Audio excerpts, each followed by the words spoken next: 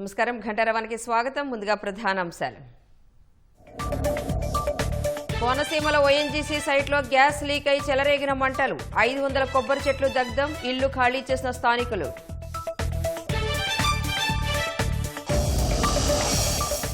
ONGC సైట్లో మంటలు అదుపునకు సిబ్బంది యత్నం, సహజవాయు నిల్వలను అంచనా వేస్తున్న అధికారులు.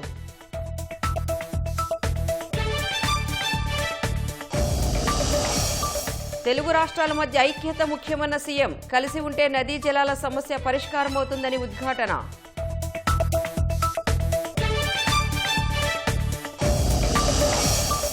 మాతృభాష మన మూలాలకు సంకేతమన్న చంద్రబాబు, టెక్నాలజీతో తెలుగు భాషను సులువుగా కాపాడవచ్చని వెల్లడి.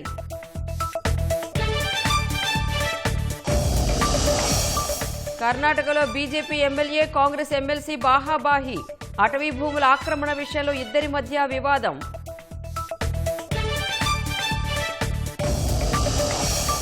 అమెరికా బెదిరింపు నేపథ్యంలో కేంద్రంపై కాంగ్రెస్ విమర్శలు, ట్రంప్ మెప్పు కోసం ప్రధాని చేసిన పనులు మేలు చేయలేదని వ్యాఖ్య.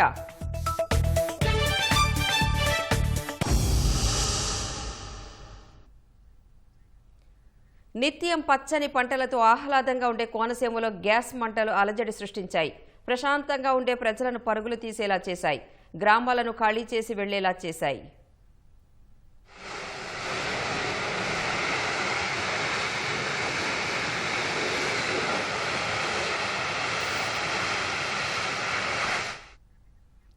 కోనసీమ జిల్లా మలికిపురం మండలం ఇరుసు మండలంలోని ఓఎన్జీసీ ఓవర్ రిగ్ సైట్లో గ్యాస్ లీక్ అయి మంటలు చెలరేగాయి. ఓఎన్జీసీ మోరీ 5 వెల్లో మంటలు భారీగా ఎగసిపడ్డాయి. మధ్యాహ్నం 12 గంటల 30 నిమిషాల సమయంలో ఘటన జరిగినట్లు తెలుస్తోంది. 500కి పైగా కొబ్బరి చెట్లు మంటల ధాటికి దగ్ధమైనట్లు తెలుస్తోంది. దాదాపు 30 ఎకరాల ఆక్వా చెరువులు దెబ్బతిన్నట్లు సమాచారం. దీంతో అప్రమత్తమైన అధికారులు ముందు జాగ్రత్త చర్యలు చేపట్టారు. చుట్టుపక్కల కిలోమీటర్ల పరిధిలో ఉన్న ప్రజలను ఖాళీ చేయించారు. MP Harish Mathur, MLA Devavaraprasad, collector Mahesh ఘటనా స్థలానికి చేరుకుని పరిశీలిస్తున్నారు.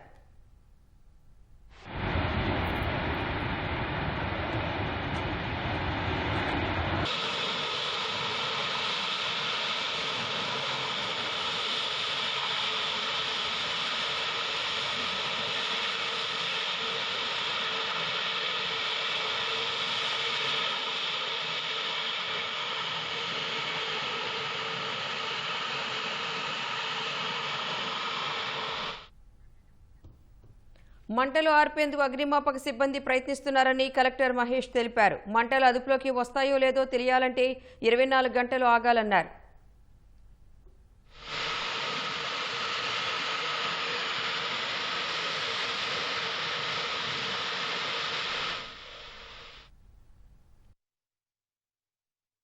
ఓఎన్జీసీ నుంచి ఆల్రెడీ 5 టెండర్స్ వచ్చాయి.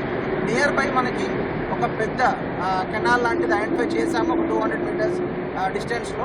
అక్కడ then will start using the water for firing.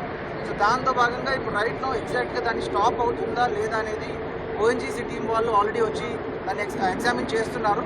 So మాకున్న అనాలిసిస్ ప్రకారం అండ్ ఓఎన్జీసీ టీం వాళ్ళు ఇచ్చిన ఇన్పుట్స్ ప్రకారం right now it will take at least another 24 hours to exactly say whether it will stop or not. So మనకి అందులో ఉన్న oil reserves అన్ని exhaust అవ్వాలి, లేదా ఇంకొక ఆప్షన్ ఉంది, ఆయిల్ రిజర్వ్స్ ఎగ్జాస్ట్ అయ్యే లోపు మనం దాన్ని క్యాప్ చేయగలగాలి. సో ఈ 2 పాసిబిలిటీస్ని ఓఎన్జీసీ వాళ్ళు కూడా వచ్చేసి they have started examining it. Once if it is done you can clearly say. But in the main time 1 kilometre రేడియస్లో ఉన్న ఆల్ హ్యాబిటేషన్స్ అన్ని కూడా ఎవాక్యుయేట్ చేస్తున్నాము. సో అట్లీస్ట్ 24 hours వరకు we have to be on alert. So we have alerted all the district functionaries such that at least మనకి ప్రిలిమినరీగా there is no loss of life as of now. And వాళ్ళకి కావాల్సిన equipment ఏం కావాలి, water source ఏం కావాలి, ఇంకా మనకు ఓఎన్జీసీ నుంచి ఎవరైతే వచ్చి ఎగ్జామిన్ చేస్తున్నారో వాళ్ళకి ఎన్ని విధాలుగా సహాయపడాలో డిస్ట్రిక్ట్ అడ్మినిస్ట్రేషన్ నుంచి అంత సహాయపడుతున్నాము.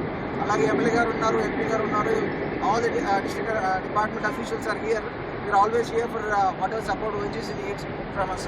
Okay, so that they have to examine. And ఎగ్జాక్ట్గా ఇప్పుడు ఇది వెల్ ఆల్మోస్ట్ 93 ఇంచ్ ఆపరేషన్లో ఉంది. సో లేయర్స్ ఆఫ్ సెడిమెంట్స్ ఉంటాయి.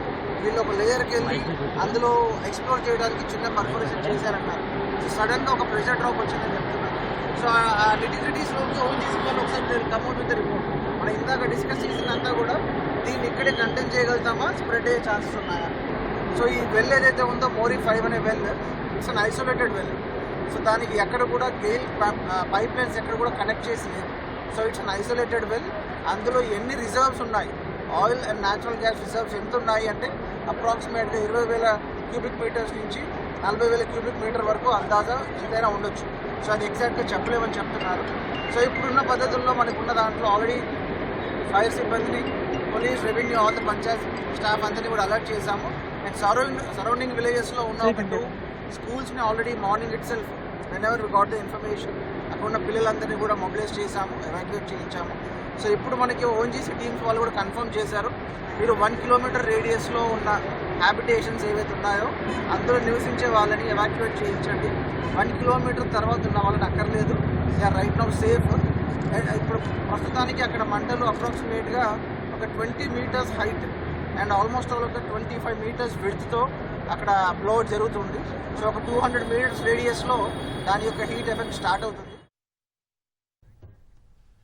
ఓఎన్జీసీ గ్యాస్ లీక్పై సీఎం చంద్రబాబు ఆరా తీశారు. మంత్రులు అచ్చెన్నాయుడు, సుభాష్ అధికారులతో మాట్లాడారు. గ్రామస్తులకు ఇబ్బంది తలెత్తకుండా చూడాలని సీఎం ఆదేశించారు. ప్రజలను సురక్షిత ప్రాంతాలకు తరలించాలని సూచించారు. మంటలు వెంటనే అదుపు చేసేందుకు చర్యలు తీసుకోవాలని ఆదేశించారు. జిల్లా అధికారులు ఓఎన్జీసీ ప్రతినిధులతో సమన్వయం చేసుకోవాలని సూచించారు. పరిస్థితిపై ఎప్పటికప్పుడు తనకు సమాచారం అందించాలని తెలిపారు.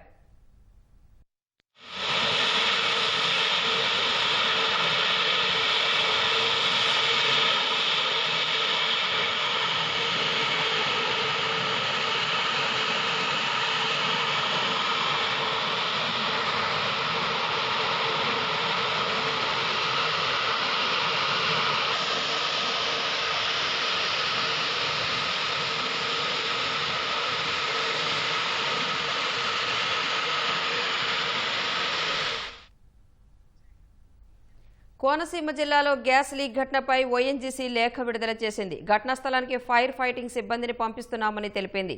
గ్యాస్ లీక్ ఘటన మారుమూల ప్రాంతంలో జరిగిందన్న సంస్థ ఘటనా స్థలానికి 600 మీటర్ల వరకు నివాస ప్రాంతం కాదని స్పష్టం చేసింది. గ్యాస్ లీక్ ఘటనలో ఎవరూ గాయపడలేదని, గ్యాస్ లీక్ మంటలు అరికట్టేందుకు అన్ని చర్యలు తీసుకుంటున్నామని తెలిపింది. గ్యాస్ లీక్ అరికట్టేందుకు అంతర్జాతీయ నిపుణులతో సంప్రదింపులు జరుపుతున్నామని వెల్లడించింది. తమ సంస్థ సీనియర్ నిపుణులు పరిస్థితిని పర్యవేక్షిస్తున్నారని తెలిపింది.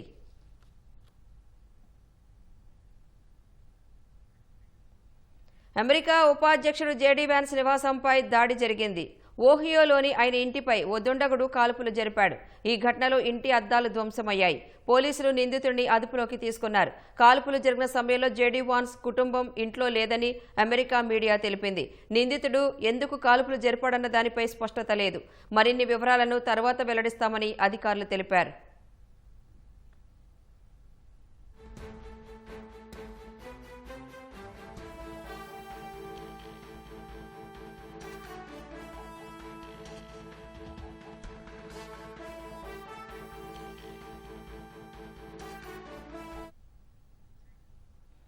తెలుగు రాష్ట్రాల మధ్య విద్వేషాలు కాదు, ఐక్యత ముఖ్యమని ముఖ్యమంత్రి చంద్రబాబు ఉద్ఘాటించారు.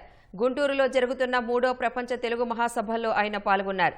నీటి జలాల విషయంలో స్పందించిన సీఎం ఒకరినొకరు అర్థం చేసుకుని కలిసి ముందుకు వెళ్లాల్సిన అవసరం ఉందన్నారు. తెలుగు జాతి నంబర్ 1 కావాలంటే కలిసిమెలిసి ఉండాలని సూచించారు.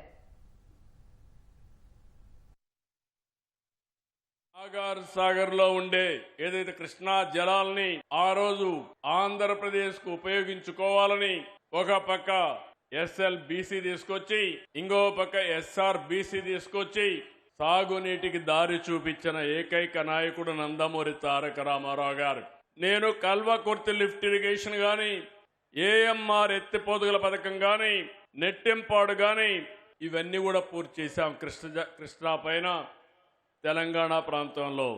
ఇంకో పక్క కృష్ణా డెల్టా మోడర్నైజేషన్ పేరుతో 20 TMC నీళ్లు పొదుపు చేసి ఆ నీటిని తెలంగాణకు కేటాయించి భీమా లిఫ్ట్ ఇరిగేషన్ కూడా పూర్తి చేశాం. ఇంకో పక్క మీరు చూస్తే గోదావరి నదిపై గుప్తా, ఆలీసాగర్, ఇంకో పక్క దేవాదులు ఎత్తిపోత పథకాలు కూడా చేపట్టాం. పోయిన సంవత్సరం దగ్గర 6,282 TMC నీళ్లు గోదావరి కృష్ణాలో సముద్రంలోకి వెళ్ళాయి. గోదావరిలో నీళ్లు పుష్కరంగా ఉన్నాయి. నేను ఎప్పుడు కూడా గోదావరి నీళ్లు వాడుకుంటే ఎప్పుడు నేను అడ్డు చెప్పలేదు. విభజన తర్వాత కాళేశ్వరం ప్రాజెక్టు కట్టినప్పుడు గోదావరి పైన ఎన్ని ప్రాజెక్టులు కట్టినా పర్వాలేదు, మనకు నీళ్లు వస్తాయనే ఉద్దేశంతో నేను ముందుకెళ్లాను.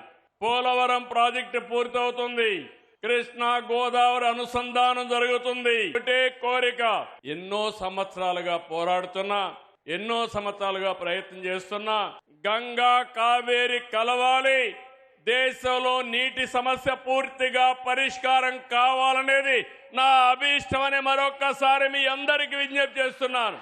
అదే సమయంలో ఆంధ్రప్రదేశ్లో ఉండే నదులన్నీ కలపాలి. తెలంగాణలో గోదావరి నీళ్లు కూడా వాడుకోవాల్సిన అవసరం ఉంటే వాడుకోవాలి. తెలుగు రాష్ట్రాల మధ్య విద్వేషాలు కాదు, సమైక్యత అవసరం. ఒకరినొకరు అర్థం చేసుకోవాల్సిన అవసరం ఉంది. అందరం కలిసి ముందుకు పోవాల్సిన అవసరం ఉంది. మాతృభాష మన మూలాలకు సంకేతమని ముఖ్యమంత్రి చంద్రబాబు ఉద్ఘాటించారు. టెక్నాలజీతో తెలుగు భాషను సులువుగా కాపాడవచ్చని తెలిపారు. వందలాది భాషలున్న దేశంలో కేవలం 6 భాషలకు ప్రాచీన హోదా దక్కిందని, అందులో తెలుగు ఉండటం మనందరికీ గర్వకారణమన్నారు. తెలుగు భాష పరిరక్షణకు అందరూ కలిసి ముందుకు రావాలని పిలుపునిచ్చారు.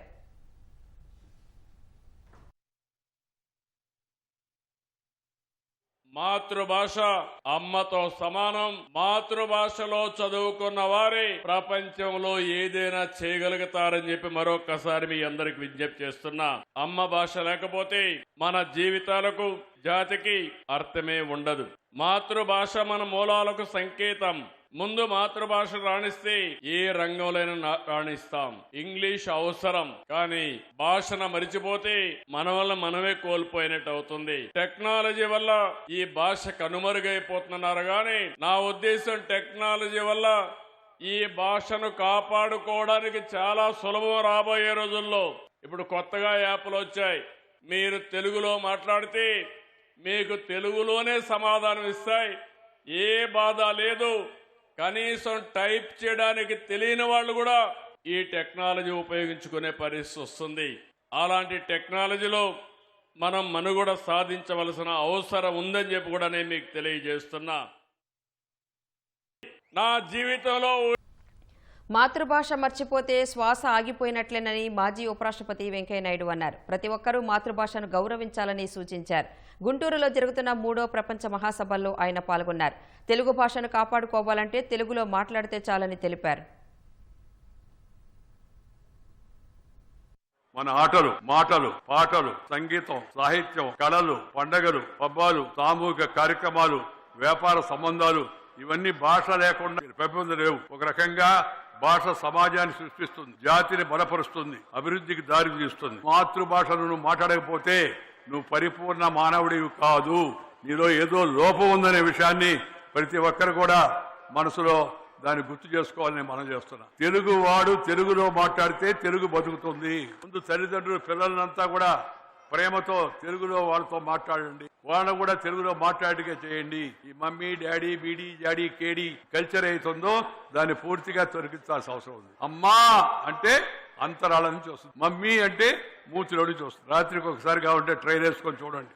ఇంట్లో, వీధిలో, గుడిలో, బడిలో అమ్మ ఒడిలో నుంచి వచ్చిన భాష అవుతుందో ఆ భాషలో మాట్లాడండి, ఆప్యాయంగా పిలవండి. అమ్మా, నానా, తాతయ్య, అమ్మమ్మ, చిన్నానా, పెదనానా, బావా, మరదలా అంటే అంత అందంగా ఉంటుంది చూడండి. మనం అటు కాకుండా sister in-law, brother in-law, mother in law అంటే చట్ట ప్రకారమే కానీ మనకు సంబంధం లేదని మనం ఆ విధంగా మాట్లాడితే చట్ట ప్రకారమే బంధువులు. మనం అసలైన బంధువులు కాదు, రక్త సంబంధికులు కాదా ఆలోచించవలసిగా మీకు మనం చేస్తాను. నేను మన మా డ్రైవర్ ఇంకొకరితో మాడుతుంటే నేను చూశాను. హలో బ్రో, ఎలా ఉన్నామని. ఎవరితో మాడుతున్నారా? బ్రోకర్తోనా అన్నాను. బ్రోకర్ కాదు సార్, బ్రో అంటే బ్రదర్ అని. బ్రదర్ బ్రోనా? ఏమి జబ్బు ఇది, ఏమి అంటురోగం ఇది? ఆ ఇంగ్లీష్ వాళ్ళు అంటించిపోయిన అంటురోగం ఇంకా కొనసాగుతా ఉంది. అమ్మ ఒడిలో నుంచి వచ్చిన భాషలో మాట్లాడితే తెలుగు భాష తప్పనిసరిగా ఇంకా ముందుకు వెళుతుందని చెప్పని ఈ సందర్భంగా మనవి చేస్తా ఉన్నాను. భాష పోతే శ్వాస పోద్ది. నువ్వెవడివి? తెలుగు వాడిని. నువ్వెవడివి? నేను భారతీయుణ్ణి అని చెప్పుకునే ఆత్మవిశ్వాసం మనకు ఉండాలంటే మన భాష మీద మనకు అభిమానం ఉండాలి. కోనసీమ జిల్లా మలికిపురం మండలం ఇరుసు మండలం ఓఎన్జీసీ గ్యాస్ లీక్ ఘటనపై ఐఐపీఈ ఫౌండర్ డైరెక్టర్ విఎస్ఆర్కే ప్రసాద్ పలు సూచనలు చేశారు. తాండవవల్లి బాసర్లపూడి ఘటనలు జరిగినప్పుడు తీసుకున్న చర్యలను ఉదహరించారు. మంటలు చుట్టుపక్కల ప్రాంతాలకు విస్తరించకుండా తీసుకోవాల్సిన జాగ్రత్తలను సూచిస్తున్న ఐఐపిఈ ఫౌండర్ డైరెక్టర్ విఎస్ఆర్కే ప్రసాద్తో మా ప్రతినిధి ఆదిత్య పవన్ ముఖాముఖి. మలికిపురం మండలం ఇరుసుమండ ప్రాంతంలో ఓఎన్జీసీ గ్యాస్ లీక్ అవడంతో బ్లోఅవుట్ సంభవించింది. దీనివల్ల సుమారుగా 100 మీటర్ల ఎత్తుకి ఎగసిపడినటువంటి మంటలు ఎగసిపడుతున్నాయి. భారీ శబ్దం వస్తోంది. గతంలో ఇదే తరహాలో అనేక బ్లోఅవుట్లని వాటిని అదుపు చేసే విషయంలోనూ ఆ సమయంలో తీసుకోవాల్సిన జాగ్రత్తల కోసం చాలా సలహాలను సూచనలు కూడా ఓఎన్జీసీకి ఇచ్చినటువంటి వ్యక్తి ఐఐపిఈ ఫౌండర్ డైరెక్టర్ అయిన విఎస్ఆర్కే ప్రసాద్ గారు మనతో ఉన్నారు. వారితో మాట్లాడదాం. సార్, బ్లోఅవుట్ చూసాం, మనం ఇరుసుమండలో బ్లోఅవుట్ చూస్తున్నాం. దీని యొక్క ఏ రకంగా ఉంటుంది, దీని ప్రభావం ఎలా ఉంటుంది, అసలు ప్రస్తుతం దీన్ని గమనించారు కదా, ఎలా ఉందంటారు సార్? ఇది ఇప్పుడు ఈ బ్లోఅవుట్ అనేది చాలా దురదృష్టకరమైనటువంటి విషయం. ఇలాంటివి ఏంటంటే అక్కడ కొన్ని జరుగుతున్నటువంటి హ్యాండ్లింగ్ లోపాల వల్ల ఇలాంటివి రావడానికి అవకాశాలు ఉన్నాయి. ఒక్కోసారి బియాండ్ కంట్రోల్లోకి వెళ్ళిపోతుంది. ఈ ప్రెషర్స్ 10,000 PA పాస్కల్స్ ప్రెషర్స్ అవి మీద వర్క్ చేస్తూ ఉంటారు. ఈ వర్క్ చేస్తున్నప్పుడు ఏమవుతుందంటే దీనిలో ఒక్కోసారి మన కింద లోయర్ దీంట్లో పోరస్ స్పాట్స్ ఉంటాయి. ఆ పోరస్ స్పాట్స్ నుంచి కొన్ని బ్రీచెస్ లాగా ఏర్పడుతుంటాయి. ఏర్పడినప్పుడు ఏమవుతుందంటే ఆ గ్యాస్ అవి లీక్ అవ్వటం, దానివల్ల డెబ్రిస్ అవి జస్ట్ బ్లోఅవుట్ లాగా ఏర్పడటం ఇలాంటి జరిగినప్పుడు ఈ వాళ్ళు ఏదైతే రెగ్యులేటర్ లాంటిది ఉంటుందో ఓఎన్జీసీ డ్రిల్లింగ్ చేసినప్పుడు ఇలాంటి చేసినప్పుడు ఆ రెగ్యులేటర్ అనేది ఆ ప్రెషర్ దీనికి డెబ్రిస్ వీటికి సైడ్ దీనికి వచ్చేసరికి కంట్రోల్ తప్పి ఈ బ్లోఅవుట్లు ఏర్పడటానికి ఛాన్స్ పెరుగుతుంది. అయితే వీటిలో ప్రమాదం ఏంటంటే ఈ టైప్ ఆఫ్ బ్లోఅవుట్లో ఒకటి ఆ చుట్టుపక్కల శబ్దాలు రావటం వల్ల వాళ్ళకి ప్రజలు భయభ్రాంతులు అవటం ఒక పక్కన, రెండోది దీనిలోంచి వచ్చే డెబ్రిస్ రాళ్ళు ఇవి చాలా దూరం పడుతుంటాయి. వీటికి చాలా కాషస్గా ప్రజలు దూరంగా ఉండటం ఇవన్నీ కూడా చూసుకోవాలి. ఇక మూడోది ఏంటంటే ఈ ఎక్స్ప్లోజన్ సంబంధించి ఈ పైపు సప్లై కనుక ఇది ఉండుంటే ఆ కనెక్టివిటీ దానికి స్ప్రెడ్ అవ్వకుండా చూసుకోవాల్సిన బాధ్యత చాలా ఉంది. లేకపోతే అది కనుక ఏదైనా ప్రమాదం జరిగిందంటే మాత్రం అది కంట్రోల్ అవటం ఇంకా కష్టం అవుతుంది. అదే వేరే 2014లో గెయిల్ పైప్ లైన్ అది, ఆ పైప్ లైన్ యాక్సిడెంట్ అప్పుడైతే చాలామంది మనుషులు కూడా చచ్చిపోయారు. 27 మంది 30 మంది చనిపోయారు. అలాంటివి అందుకే ఇప్పుడు ఆ స్ప్రెడ్ అవ్వకుండా చూసుకోవాల్సిన బాధ్యత ఉందని నేను చెప్తున్నాను. అయితే ఇక్కడ ఓఎన్జీసీ దీంట్లో ఏంటంటే మనం ఎవరు చెప్పినా ఏం చెప్పినా సరే ఒకటి ఆలోచించాల్సింది ఏంటంటే ఫస్ట్ ఎప్పుడు కూడా బ్లోఅవుట్ అవుతున్నప్పుడు ముందు మనం అక్కడ చుట్టూతో ఉన్న ప్రజలకి ప్రాణ నష్టం లేకుండా చూసుకోవడం కోసం ప్రభుత్వం వెంటనే అక్కడ ఖాళీ చేయించిందని విన్నాం. చాలా సంతోషం. అది అవసరమైన వెంటనే చేయాల్సిన కార్యక్రమం చేశారు. అది అంతవరకు పాజిటివ్గానే ఉంది. ఒక యాక్సిడెంట్ ఏదైనా జరిగిన తర్వాత దాన్ని మొత్తం క్లోజ్ చేసే వరకు ఒక హిస్టరీ లాగా రాసి దాన్ని సైంటిఫిక్గా టెక్నికల్గా మొత్తం ఉన్న ఓఎన్జీసీ ఎంప్లాయీస్ అందరూ కూడా ట్రైనింగ్ ఇవ్వడం జరుగుతుంది. ఓఎన్జీసీ అనే కాదు, ఏ ఆర్గనైజేషన్కైనా సరే, ఈవెన్ గెయిలాలు చేసినా ఇంకోళ్ళు చేసినా ఎక్కడో జరిగిన యాక్సిడెంట్ల గురించి మొత్తం వీళ్ళకి ఒక హిస్టరీ లాగా వీటిని ఇంతకుముందు ఇలా జరిగినాయి కాబట్టి మనం ఈ రకంగా జాగ్రత్తగా ఉండాలి అని చెప్పడం జరుగుతుంది. ఏ ప్రాంతంలో పాసర్లపూడిలో జరిగింది, తాండవపల్లిలో జరిగింది, ఇది ఇరుసుమండలో జరుగుతుంది. అంటే ఇవన్నీ కూడా 30-40 కిలోమీటర్ల రేడియస్లో ఉన్నవే, ఎక్కువ దూరాలు కూడా లేవు. అంటే ఆ ప్రాంతంలో ఉన్నటువంటిది ఈ రకమైన ఛాన్సెస్ ఉన్నాయి. ఆల్రెడీ మన 2 ఎక్స్పీరియన్స్ వచ్చినాయి కాబట్టి దీనికి ఏ రకంగా మనం వేసుకోవాలి అనేది వాళ్ళని ట్రైనింగ్ ఇచ్చుకోవాలి. ఆ ట్రైనింగ్ ప్రెషర్స్ ఎప్పటికప్పుడు ఎలా ఉన్నాయంటే చూసుకుంటూ ఉండాలి. ఎందుకంటే ఒకసారి సడన్గా పెరిగిపోదు ఇది.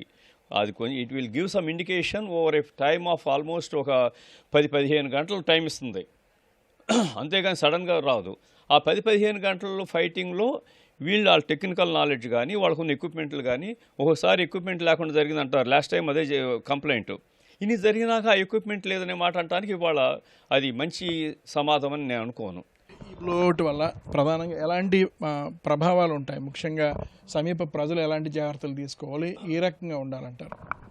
ప్రజల వరకు వాళ్ళని ఆ ప్రాంతం నుంచి కొంచెం ఖాళీ చేయించడం ఒకటి, రెండోది వాళ్ళ ఇళ్లలో ఉన్నటువంటి ఈ గ్యాస్ సిలిండర్లు కానీ గ్యాస్ సంబంధించిన వీటిని కానీ క్లోజ్ చేసేయటం, వాటిని వీలైనంతవరకు ఆ వేడికి సంబంధం లేకంటే అంతవరకు స్ప్రెడ్ అవ్వదు. జనరల్గా ఏమవుతుందంటే ఈ 100 మీటర్ల ఎత్తేలా వెళ్తుందో వెడల్పు కూడా సుమారు అటు ఇటు 50 నుంచి 100 మీటర్ల పరిధిలోనే నడుస్తూ ఉంటుంది.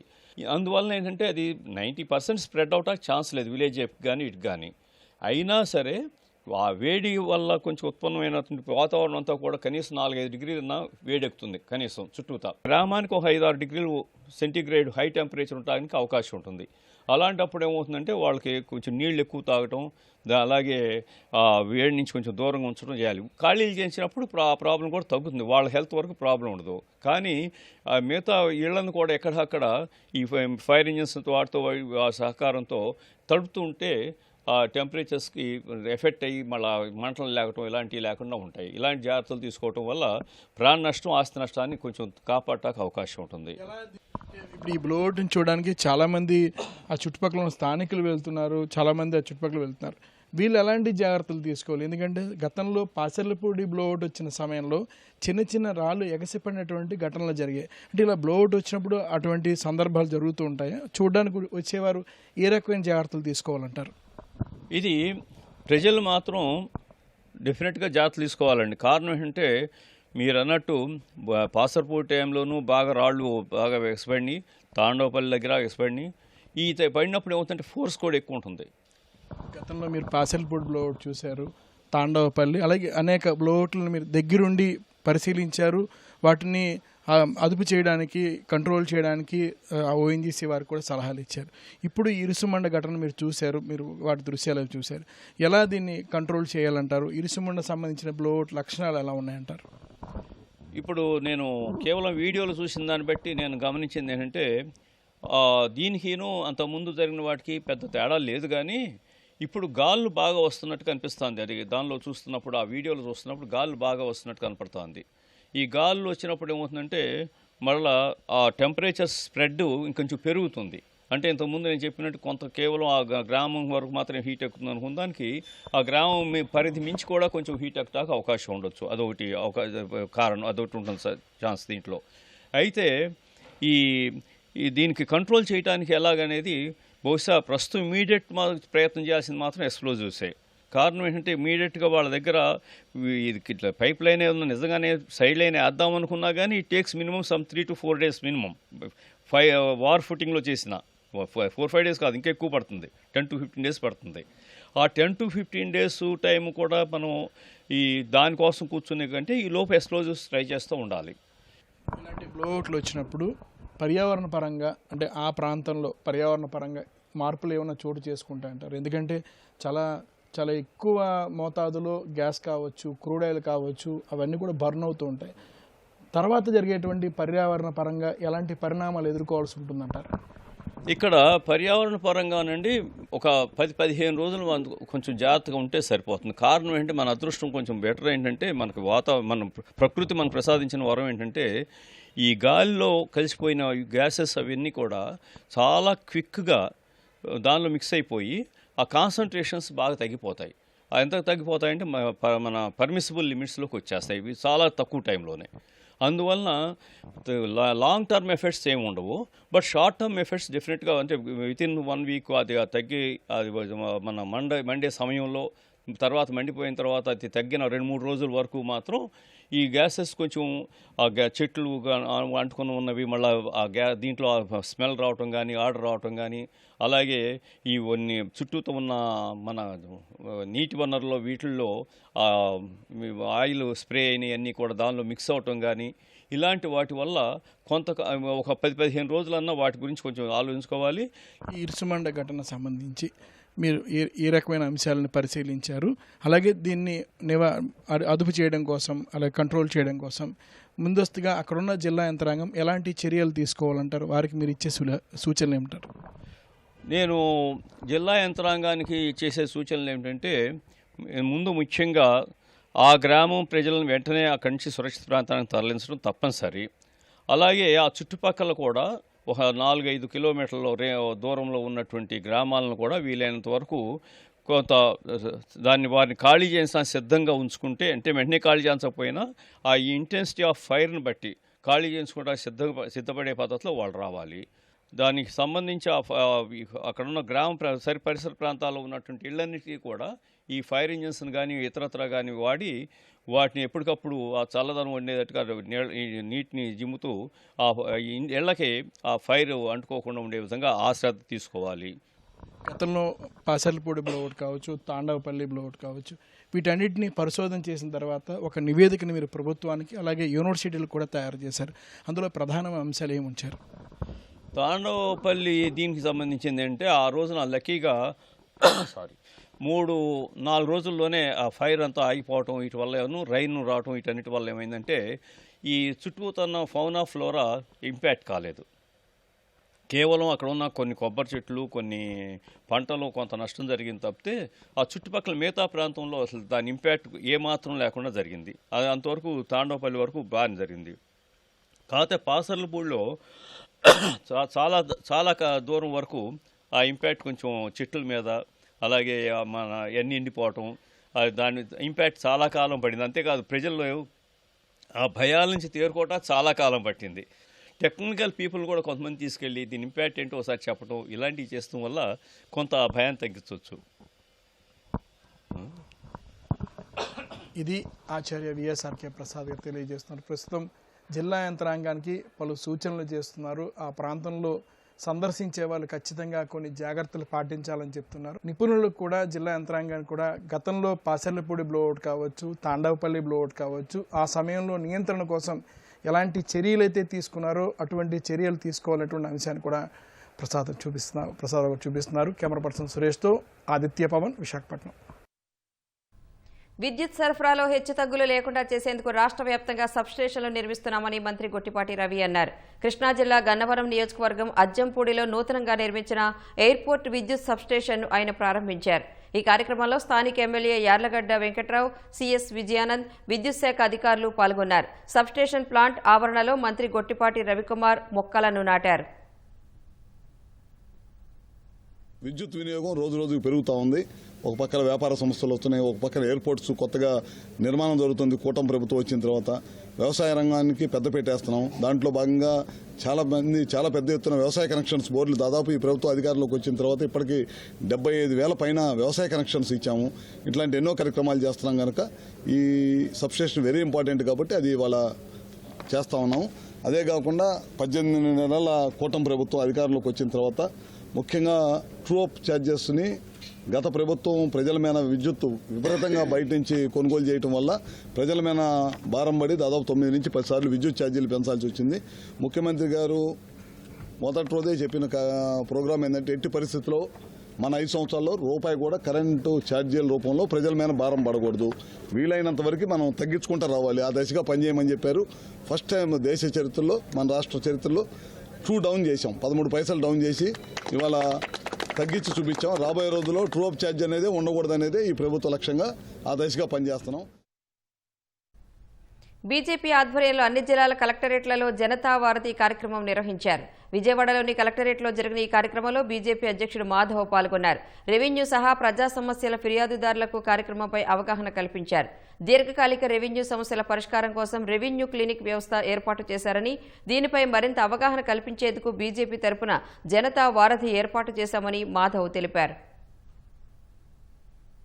దీర్ఘకాలిక రెవెన్యూ సమస్యలు ఉన్నాయో వాటిని పరిష్కరించుకోవటం కోసం ఇవాళ రెవెన్యూ సంబంధించిన ఎంఆర్ఓల్ని ప్రత్యేకంగా పిలిచి వాటికి సంబంధించిన ఒక చౌపాల్లాగా, అంటే ప్రతి వాటికి ఒక డెస్క్ పెట్టి మన ప్రాంతానికి సంబంధించి అన్ని ఎంఆర్ఓల ఆఫీసులు ఇక్కడే ఒకే కలెక్టర్ ఆఫీసులో పెట్టే విధంగా ఇవాళ ఒక వ్యవస్థ చేయడం జరిగింది. అన్ని జిల్లా కలెక్టర్ ఆఫీసులో ఎంఆర్ఓలు కూడా ఉండటం కారణంగా నేరుగా కలెక్టర్, అది ఆర్డీఓకి ఎంఆర్ఓకి అక్కడే ఎందుకు ఇది పరిష్కారం కావటం లేదు, దీని సమస్య ఉంటే ఆ విధంగా ముందుకు తీసుకెళ్లే విధంగా ఒక వ్యవస్థ చేయడం జరిగింది. ఇవాళ భారతీయ జనతా పార్టీ ఏదైతే రాష్ట్ర ప్రభుత్వం ఆలోచన చేసి ముందుకు తీసుకెళ్తుందో దానికి ప్రజలకి వారధిగా మారి వాళ్ళ యొక్క సమస్యను పరిష్కరించే దిశగా ప్రజలకి ప్రభుత్వానికి వారధిగా మారాలి అనే ఒక ఆలోచనతో ఈ యొక్క జనతా వారధి అనే ఒక కార్యక్రమాన్ని మీ రాష్ట్ర వ్యాప్తంగా తీసుకోవడం జరిగింది. ఇవాళ సిద్ధార్థ అకాడమీ స్వర్ణోత్సవ వేడుకలను ఈ నెల 7వ తేదీన నిర్వహించనున్నట్లు అకాడమీ అధ్యక్షుడు రాజయ్య, కార్యదర్శి లక్ష్మణరావు వెల్లడించారు. విజయవాడలోని మొగల్రాజ్పురంలో పీబీ సిద్ధార్థ కళాశాల గ్రౌండ్లో ఈ కార్యక్రమం నిర్వహిస్తున్నట్లు తెలిపారు. ఈ కార్యక్రమానికి సీఎం చంద్రబాబు, కేంద్ర మంత్రి రామ్మోహన్ నాయుడు హాజరవనున్నట్లు వెల్లడించారు. 1975లో ఎస్టాబ్లిష్ చేసి ముందుగా ఈ పిబి సిద్ధార్థ కాలేజీ స్థాపించాం. ఆ సందర్భంలో మా అకాడమీ ఈ పిబి సిద్ధార్థ కాలేజీ 50 సంవత్సరాలు పూర్తి చేసిన సందర్భంలో గోల్డెన్ జూబ్లీ సెలబ్రేషన్ ఏర్పాటు చేస్తున్నామండి. మొత్తం మేము 18 ఎడ్యుకేషనల్ ఇన్స్టిట్యూషన్ స్థాపించామండి. ఇప్పుడు తర్వాత ఎస్టాబ్లిష్ చేస్తా ఇప్పుడు 50 సంవత్సరాలు చక్కగా విజయవాడలో మంచి ఎడ్యుకేషన్ ఇస్తూ అందరికి అందుబాటులో ఈ స్కూల్ కాలేజీలు నడపాలని మేము ఎటువంటి లాభాపేక్ష లేకుండా only running for the society. రేపు 7వ తారీఖున గౌరవనీయ ముఖ్యమంత్రి చంద్రబాబు నాయుడు గారు, రామ్మోహన్ నాయుడు గారుతో కంక్లూడింగ్ మీటింగ్ రేపు 7వ తారీఖు ఏర్పాటు చేసుకుంటాం. 1975వ సంవత్సరంలో స్టార్ట్ అయిన సిద్ధార్థ అకాడమీ ఇంతంత ఓటడంతా అన్నట్టు 1 నుంచి 18 ఇన్స్టిట్యూషన్లకు పెరిగింది. గౌరవప్రదంగా అన్ని ఇన్స్టిట్యూషన్ల లాభాపేక్ష లేకుండా నడుపుకుంటూ వస్తున్నారు. మేము కూడా అదే బాటలో నడుపుకుంటూ వస్తున్నాం. ఎక్కడ ఏ ఇబ్బందులు లేకుండా అన్ని ఇన్స్టిట్యూషన్స్ ని జాగ్రత్తగా నడుపుకుంటూ వస్తున్నాం. Major motto is not to earn any profit on these institutions. మేము లాభాపేక్షతో ఈ సంస్థను నడపటం లేదు. పరకామణి చోరీ కేసుపై హైకోర్టులో విచారణ జరిగింది. టీటీడీలో ఏఐ టెక్నాలజీ అమలు సాధ్య అసాధ్యాలపై హైకోర్టుకు టీటీడీ స్టాండింగ్ కౌన్సిల్ నివేదిక అందజేసింది.